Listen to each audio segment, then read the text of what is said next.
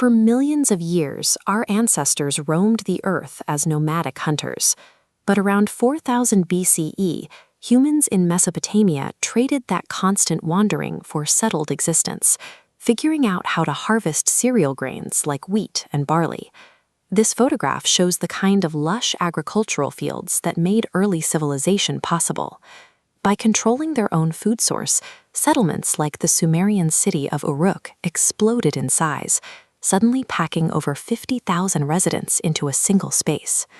This new lifestyle demanded heavy physical sacrifices. The human body literally shrank. Men dropped from an average of 5'9" down to 5'3". These smaller, landlocked farmers were forced into a life of exhausting, repetitive labor. Packing thousands of landlocked farmers into a single city created a crisis of coordination. With hunting and gathering gone, managing the grains and the people required a permanent hierarchy, transforming the logistical need for order into the invention of authority. Early rulers quickly realized that managing tens of thousands of citizens required more than just the threat of force.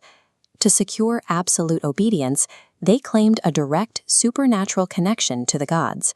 The Egyptian pharaohs constructed these colossal pyramids to solidify their spirit's journey to the afterlife, ensuring they would continue to rule and be worshipped by the living long after their physical forms failed. Thousands of miles away in China, the Zhou dynasty used a similar strategy. They developed the Mandate of Heaven, a philosophy stating that the universe itself granted the emperor the absolute right to rule, provided he maintained his virtue. By claiming a seat in the divine order, early leaders created a system where rebelling against the government was viewed as a mortal sin against the cosmos. As populations swelled and empires absorbed different cultures, divine claims became difficult to enforce across vast distances. Rulers needed physical, concrete rules to manage the masses.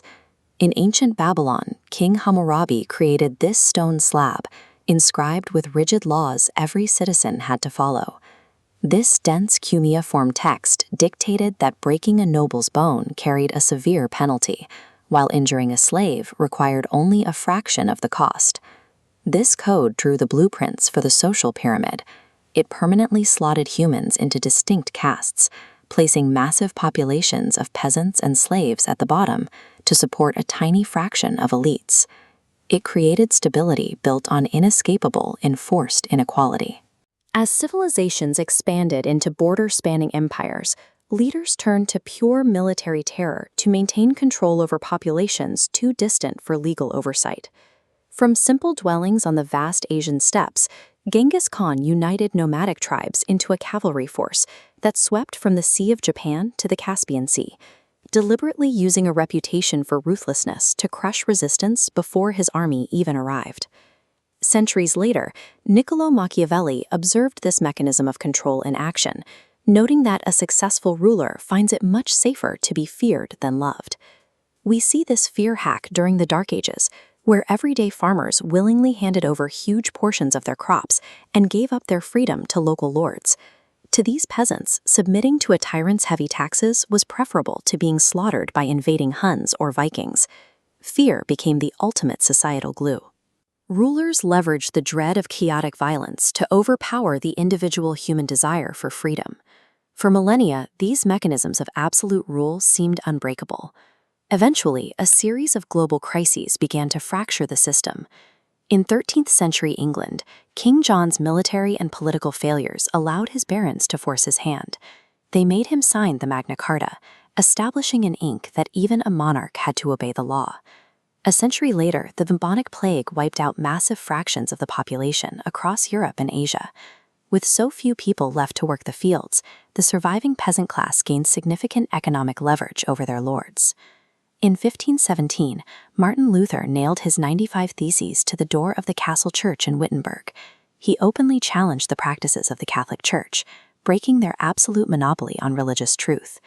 These events demonstrated a critical vulnerability. Absolute power was a fragile construct, and cascading crises granted everyday people the leverage to finally demand their rights. In 1776, Philadelphia became the site of a direct confrontation with these historical hacks of human nature.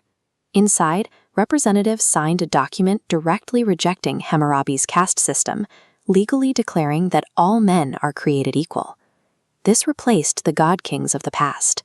Power was no longer authorized by divine right, but by the signatures of citizens. The record of human civilization is a recurring pattern, the hard-fought movement from total subjugation toward the organized pursuit of liberty.